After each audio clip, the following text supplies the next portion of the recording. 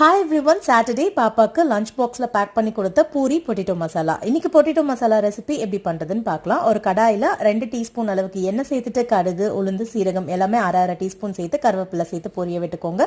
நான் 4 பச்சை மிளகாய் சேர்த்துருக்கேன். உங்கள் காரத்துக்கு ஏற்ற மாதிரி நீங்கள் சேர்த்துக்கோங்க. 2 பெரிய வெங்காயம் கட் பண்ணி சேர்த்துட்டு தேவையான அளவு உப்பு சேர்த்து வெங்காயம் கொஞ்சம் வதங்கினதும் 1 டீஸ்பூன் அளவுக்கு இஞ்சி பூண்டு பேஸ்ட் சேர்த்து பச்சை வாசனை போகிற வரைக்கும் வதக்கிக்கோங்க. அதுக்கப்புறமா பழுத்த தக்காளியாக ஒரு பெரிய தக்காளி சேர்த்துருக்கேன்.